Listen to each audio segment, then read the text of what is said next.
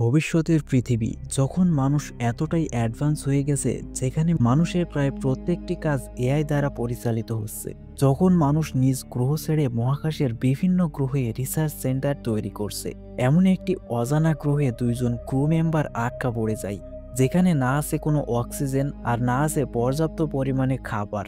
তার উপরে সেখানে অজানা কিছু ভয়ঙ্কর ক্রিয়েচারের বসবাস।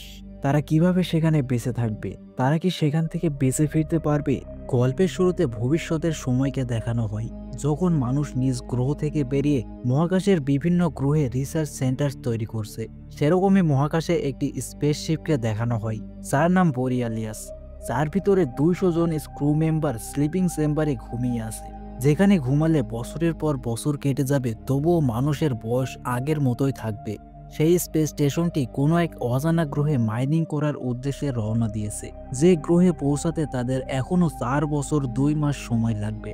সেই সময়টায় মানুষ এতটাই অ্যাডভান্স হয়ে গেছে যে মানুষের প্রায় প্রতিটা কাজই এআই দ্বারা করানো হয়। স্পেসশিপটা সম্পূর্ণরূপে এআই দ্বারা চালিত করা হচ্ছিল, কিন্তু স্পেসশিপটি তার গন্তব্যে পৌঁছানোর আগেই মহাকাশের মাঝে কিছু অ্যাস্টেরয়েডের সাথে স্পেসশিপটা ধাক্কা খায়, যার ফলে স্পেসশিপটা খারাপ হয়ে যায়। স্পেসশিপের এআই তখন কাছের একটি গ্রহে স্লিপিং চেম্বারগুলোকে ল্যান্ড করানোর সিদ্ধান্ত নেয়। এসবের মাঝে 200 জন ক্রু মেম্বারের মাঝে অ্যান্ড্রি নামের একজন মেম্বার স্লিপিং চেম্বার থেকে উঠে পড়ে। অ্যান্ড্রি দেখে যে স্পেসশিপের কিছু অংশ ধ্বংস হয়ে গেছে, স্লিপিং চেম্বারগুলোকে অজানা একটি গ্রহে ল্যান্ড করানো হচ্ছে। তবে সেই গ্রহের বায়ুমণ্ডল পৃথিবীর থেকে সম্পূর্ণ আলাদা, যার ফলে অনেক স্লিপিং চেম্বার বায়ুমণ্ডলের সাথে ঘর্ষণের ফলে ধ্বংস হয়ে যাচ্ছে। প্রত্যেক স্লিপিং চেম্বারের আলাদা আলাদা এআই সিস্টেম ছিল। অ্যান্ড্রির স্লিপিং চেম্বারের এআই তাকে স্পেস স্যুট পরিয়ে গ্রহের দিকে নিয়ে যায়, কিন্তু গ্রহের বায়ুমণ্ডলের চাপে স্লিপিং চেম্বারের কন্ট্রোল হারিয়ে ফেলে। অ্যান্ড্রির স্লিপিং চেম্বারটি এলোপাতাড়িভাবে ক্র্যাশ ল্যান্ডিং করে, যার ফলে জ্ঞান হারায়। অ্যান্ড্রির যখন জ্ঞান ফেরে তখন স্পেস স্যুটের এআই তাকে এই অজানা গ্রহ সম্পর্কে বলে যে এই গ্রহের বায়ুমণ্ডল পৃথিবীর থেকে সম্পূর্ণ আলাদা, এখানে অক্সিজেন নেই, যার জন্য তার এই গ্রহে বেঁচে থাকা খুবই কষ্টসাধ্য হয়ে উঠবে। তাদের প্রত্যেক ক্রু মেম্বারের স্যুটের মধ্যে আলাদা আলাদা এআই সিস্টেম রয়েছে। অ্যান্ড্রি স্লিপিং চেম্বারের রেডিওর মাধ্যমে অন্য স্লিপিং চেম্বারের সাথে যোগাযোগের চেষ্টা করে। এরপর হঠাৎ স্লিপিং চেম্বার নড়তে থাকে, তখন এআই তাকে জানায় স্লিপিং চেম্বার থেকে যত দ্রুত সম্ভব বেরিয়ে যেতে। অ্যান্ড্রি স্লিপিং চেম্বার খুলতে গেলে জানতে পারে স্লিপিং চেম্বার লক হয়ে গেছে। তখন অ্যান্ড্রি স্লিপিং চেম্বারের কাঁচ ভেঙে বাইরে বেরিয়ে আসে। বাইরে বেরোনোর সময় অ্যান্ড্রির স্যুটের অক্সিজেন লিক হয়ে গেছিল, তখন অ্যান্ড্রি সেটা রিপেয়ার করে নেয়। বাইরে অ্যান্ড্রি এক অজানা গ্রহ দেখতে পায়, যার আশপাশে বড় বড় পাহাড়, খাদ, এছাড়া সেখানের অনেক দূর দূরান্ত পর্যন্ত কাউকে দেখতে পায় না। অ্যান্ড্রি সেখানে গ্রহের আকাশে তাদের স্পেসশিপ ক্র্যাশ হতে দেখতে পায়। স্পেসশিপ প্রায় ধ্বংস হয়ে গেছে। তার এআই তাকে জানায় যে তার মাইনিং গ্রহ থেকে এই গ্রহের দূরত্ব অনেক। স্পেস কোম্পানিরা টাকা বাঁচানোর জন্য মাইনিং গ্রহে যাওয়ার জন্য স্পেসে অ্যাস্টেরয়েডে ভরা পথের মধ্যে দিয়ে যাওয়ার সিদ্ধান্ত নেয়, আর এই অ্যাস্টেরয়েডের আঘাতেই তাদের স্পেসশিপ ক্র্যাশ করে। অ্যান্ড্রি এরপর ক্র্যাশ করা স্পেসশিপের দিকে এগিয়ে যায়। কিছুক্ষণ অজানা গ্রহে হাঁটার পর সে সেখানে পৌঁছায়, যেখানে অনেকগুলো স্লিপিং চেম্বার পড়েছিল, যার ভিতরে ক্রু মেম্বারগুলো মারা গেছিল। সেখান থেকে কিছুটা দূরে কিছু একটার আলো দেখতে পাই, তখন সে সেই আলোর দিকে যায়, যেখানে যাওয়ার পর আমরা একটি স্লিপিং চেম্বারের উপরে কিছু একটার নখের আঁচড় কাটা দাগ দেখতে পাই। যাই হোক, অ্যান্ড্রি যখন সেই আলোর কাছে যায় তার মতোই আরও এক সার্ভাইভাল অ্যাস্ট্রোনটকে দেখতে পাই, যার নাম ডুয়েন। আসলে ডুয়েন সেই স্লিপিং চেম্বারের কমিউনিকেশন সিস্টেম ব্যবহার করে তাদের এই গ্রহে আটকা পড়ার খবর পৃথিবীতে পাঠানোর চেষ্টা করে। অ্যান্ড্রি তাকে সাহায্য করে। তারা দুজনে মিলে পৃথিবীতে মেসেজ পাঠাতে সক্ষম হয়, কিন্তু তাদের মেসেজ পৃথিবী পর্যন্ত পৌঁছাতে প্রায় 8 মাসেরও বেশি সময় লাগতে পারে। আর এখন তাদের দুজনের এই গ্রহে 2 বছরেরও বেশি সময় সার্ভাইভ করতে হবে, কারণ তাদের পৃথিবী থেকে এই গ্রহে তাদের বাঁচানোর জন্য যে রেস্কিউ টিম আসবে তাদের কমপক্ষে হলেও 2 থেকে 3 বছর সময় লাগবে।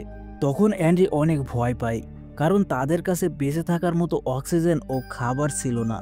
ডুয়েন জানায় কোনোভাবে আমাদের ধ্বংস হওয়া স্পেসশিপ পর্যন্ত পৌঁছাতে হবে, যেখানে 200 ক্রু মেম্বারের খাবার সংরক্ষণ করে রাখা হয়েছিল।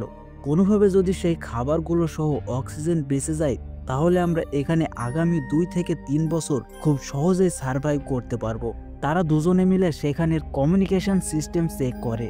তখন সেখানে অদ্ভুত একটি ক্রিয়েচার আসে আর ডুয়েনকে তুলে নিয়ে যায়, যার ফলে আমরা বুঝতে পারি তারা ছাড়াও এই গ্রহে আরও অনেক হিংস্র ক্রিয়েচার রয়েছে। কিন্তু অ্যান্ড্রি সেই ক্রিয়েচার থেকে বেঁচে যায়। সে সেখানে পড়ে থাকা ডুয়েনের বন্দুক নিয়ে সামনের দিকে আবারও এগোতে থাকে। তার এআই তাকে বলে তোমার অক্সিজেন লেভেল আস্তে আস্তে ফুরিয়ে যাচ্ছে, যার জন্য অ্যান্ড্রির ধ্বংস স্পেসশিপের দিকে এগিয়ে যায়, এই আশায় যে সেখানে গেলে সে হয়তোবা অক্সিজেন ট্যাঙ্ক পাবে। যেখানে যাওয়ার পথে তার সামনে একটি খাদ পড়ে। তখন তার ছুটে থাকা রেডিওতে কারো একটা আওয়াজ শুনতে পায়, যেখানে নাওমি নামের এক মেয়ে তাকে বলে যে আমি আমার স্লিপিং চেম্বারের মাঝে আটকে গেছি, যেখানে আমার পা খুব খারাপভাবে আটকে গেছে, আমার সাহায্যের প্রয়োজন। আসলে নাওমি নামের সেই মেয়েও অ্যান্ড্রির মতো একজন ক্রু মেম্বার। স্পেসশিপ ধ্বংসের পর সে কোনোভাবে বেঁচে গেছে। নাওমি তার লোকেশন অ্যান্ড্রির কাছে পাঠায়। অ্যান্ড্রি দেখে যে তার থেকে নাওমির লোকেশন অনেক দূরে রয়েছে। যেহেতু অ্যান্ড্রির কাছে অক্সিজেন কম ছিল, তাই নাওমির কাছে গিয়ে সে আবারও স্পেসশিপে ফিরে আসতে পারবে না। তখন নাওমি তাকে জানায় তার কাছে এক্সট্রা অক্সিজেন সিলিন্ডার রয়েছে। সে যদি তাকে সাহায্য করে তাহলে তাকে সে সেই অক্সিজেন সিলিন্ডার দেবে, যার মাধ্যমে তারা দুজনে আবারও স্পেসশিপে ফিরে আসতে পারবে।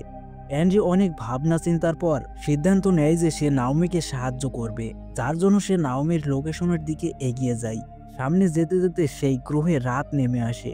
রাতের অন্ধকারে তারা স্পেসস্যুটের আলো জ্বালিয়ে সামনের দিকে এগিয়ে যায়। কিছু দূর যাওয়ার পর হঠাৎ সে লক্ষ্য করে তার পিছনে কেউ রয়েছে, কেউ তাকে ফলো করছে। সে কিছু একটার আওয়াজ শুনতে পায়। তার সামনে সে অদ্ভুত দেখতে বড় বড় গর্ত দেখতে পায়, যার চারপাশে মাকড়সার জালের মতো কিছু একটা ছড়িয়ে রয়েছে, যেটা দেখে অ্যান্ড্রি বুঝতে পারে এখানে সে ছাড়াও কোনো না কোনো একটা জিনিস রয়েছে। তখনই আকাশের দিকে লক্ষ্য করে কেউ একজন ফ্লেয়ার গান ফায়ার করে।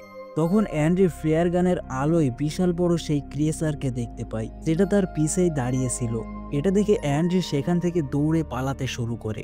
ক্রিয়েচারটা অ্যান্ড্রিকে ধরেই ফেলবে, ঠিক তখনই তার সামনে থাকা একটি গুহার মধ্যে ঢুকে পড়ে, যেখান থেকে গড়িয়ে অ্যান্ড্রি নিচে পড়ে যায়, যার ফলে তার স্পেস স্যুট ভেঙে যায়। অক্সিজেন ক্রমশ বেরিয়ে যেতে থাকে। এটা দেখে সেই স্পেস স্যুট মেরামত করে। তখনই স্পেস স্যুটের রেডিওতে নাওমির আওয়াজ আবারও শোনা যায়। অ্যান্ড্রি নাওমিকে জানায় যে এই গ্রহে অদ্ভুত দেখতে মাকড়সার মতো ক্রিয়েচার রয়েছে, আর ওই ক্রিয়েচারটাই তাদের স্পেসশিপ ধ্বংস হওয়ার পর বেঁচে থাকা বাকি ক্রু মেম্বারদের মেরে ফেলেছে। কিছুক্ষণ ধরে তাদের কথাবার্তা চলতে থাকে। এর মাঝে অ্যান্ড্রি রেডিওতে হঠাৎ আরও একজনের আওয়াজ শুনতে পায়, আর এবারের আওয়াজ আর কারো নয়, ডুয়েনের। সে কোনোভাবে ক্রিয়েচারটি থেকে বেঁচে গেছে, আর ডুয়েনই সেই লোক যে ফ্লেয়ার গান ফায়ার করেছিল। ডুয়েন তার লোকেশন অ্যান্ড্রিকে পাঠায়। নাওমি তাকে ডুয়েনের কাছে যেতে বলে, কারণ তার কাছে পর্যাপ্ত পরিমাণে অক্সিজেন রয়েছে। অ্যান্ড্রি কোনো উপায় না পেয়ে ডুয়েনের লোকেশনের দিকে যায়।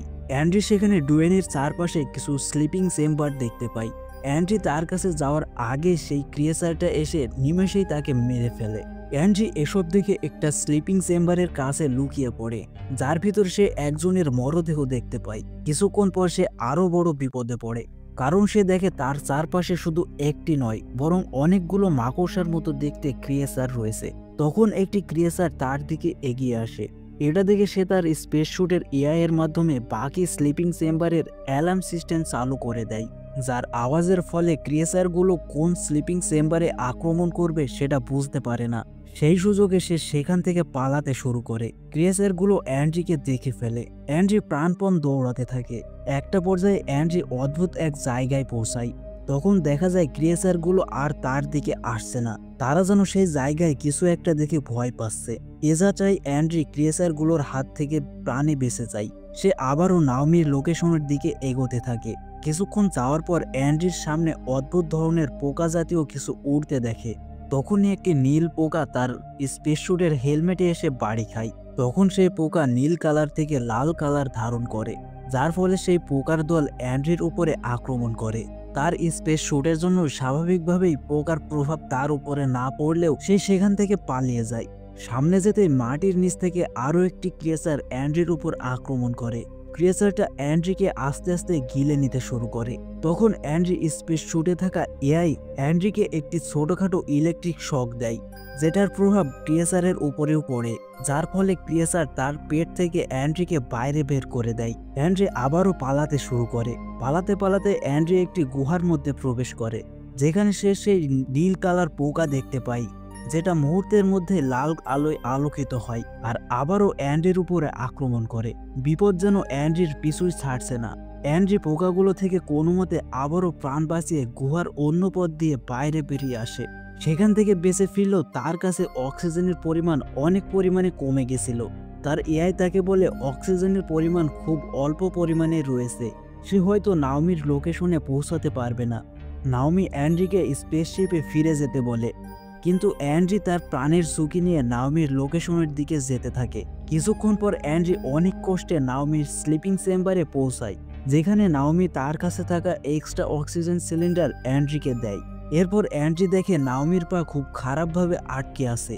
অ্যান্ড্রি কোনো মতে নাওমির পা স্লিপিং চেম্বার থেকে বের করে, তবে নাওমির পায়ে গুরুতর আঘাত লাগে। নাওমি ঠিক মতো হাঁটতে পারছিল না। ঠিক তখনই ক্রিয়েচারগুলো অ্যান্ড্রিকে ফলো করতে করতে তাদের কাছে পৌঁছে যায়। ক্রিয়েচারগুলো তাদের চারিদিক থেকে ঘিরে ধরে। তারা দুজনে কোনো মতে ক্রিয়েচারকে ফাঁকি দিয়ে স্পেসশিপের দিকে দৌড়াতে থাকে। ক্রিয়েচারগুলো তাদের দিকে আসতে থাকে। কিছুক্ষণ পর দুজনে স্পেসশিপের কাছে পৌঁছায়। তখন একটি ক্রিয়েচার তাদের ধরেই ফেলবে, তখনই নাওমি ফায়ার করে, যার আলোর দিকে ক্রিয়েচারগুলো চলে যায়। এই সুযোগে তারা দুজনে স্পেসশিপের মধ্যে ঢুকে পড়ে। সেখানে তারা দেখে স্পেসশিপের অনেক অংশ ধ্বংস হয়ে গেছে, তবে সেখানে স্পেসশিপের ব্যাকআপ জেনারেটর সিস্টেম ভালো ছিল। এটা দেখে তারা দুজনে কিছুটা বাঁচার আশা পায়।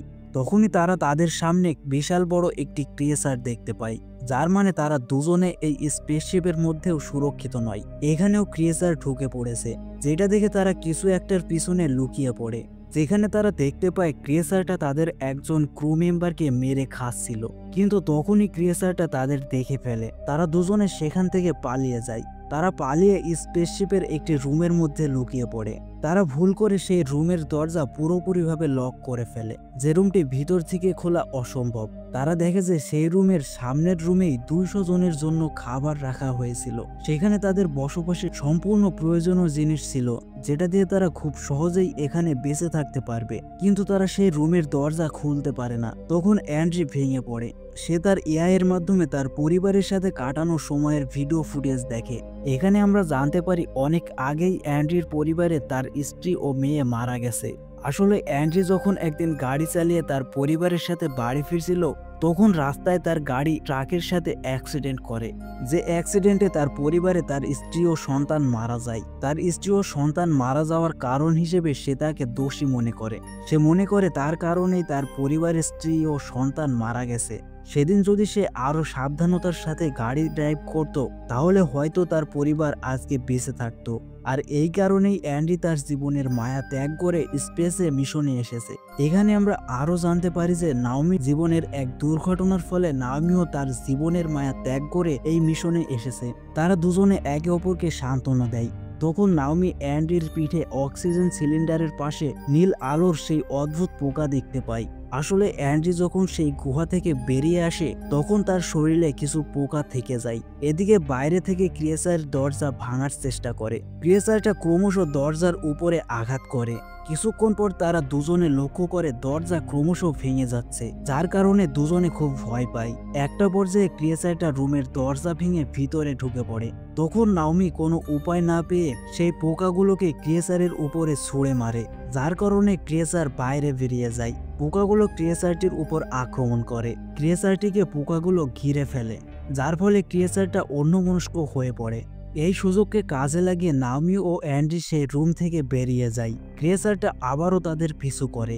তখন তারা স্পেসশিপের উপরের রুমে গিয়ে দরজা বন্ধ করার চেষ্টা করে, কিন্তু তারা কোনোভাবেই রুমের দরজা বন্ধ করতে পারে না। তখন নাওমি উপর থেকে নিচে লাফ মারে। তাদের দুজনের শরীরে দড়ি বাঁধা ছিল, যার কারণে নাওমির সাথে অ্যান্ড্রিও নিচে পড়ে যায়। তাদের সাথে ক্রিয়েচারটাও নিচে পড়ে যায়। ক্রিয়েচারটা আবারও তাদের পিছে পড়ে যায়। অ্যান্ড্রি সেখানে সকল লাইট অফ করে দেয়, যাতে ক্রিয়েচারটা তাদের দেখতে না পায়। তারা দুইজন প্ল্যান তৈরি করে যে নাওমি ক্রিয়েচারটিকে অন্যমনস্ক করবে, আর অ্যান্ড্রি সেখানে থাকা একটি স্লিপিং চেম্বার ক্রিয়েচারটির উপরে ক্র্যাশ করাবে, যার ফলে হয়তো ক্রিয়েচারটি মারা যেতে পারে। তবে এতে অ্যান্ড্রির জীবনেরও ঝুঁকি রয়েছে। নাওমি ক্রিয়েচারটাকে তার পিছনে নিয়ে আসে।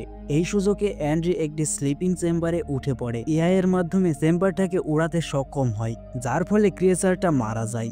এসবের মাঝে অ্যান্ড্রি গুরুতর আহত হয়, সে অজ্ঞান হয়ে যায়। তখন এআই তাকে ইলেকট্রিক শক দেয়, যার ফলে এ যাত্রায় অ্যান্ড্রি বেঁচে যায়। অ্যান্ড্রি ও নাওমি এরপর ঠিক করে তারা দুজনে আগামী 2 বছর যতদিন না রেস্কিউ টিম উদ্ধার করতে না আসবে ততদিন তারা এই স্পেসশিপে থাকবে। আর এরপরই গল্পের ইতি টানা হয়। এরপর আপনারা কোন মুভির গল্প শুনতে চান তা কমেন্টে জানান। চ্যানেল সাবস্ক্রাইব করুন। ধন্যবাদ।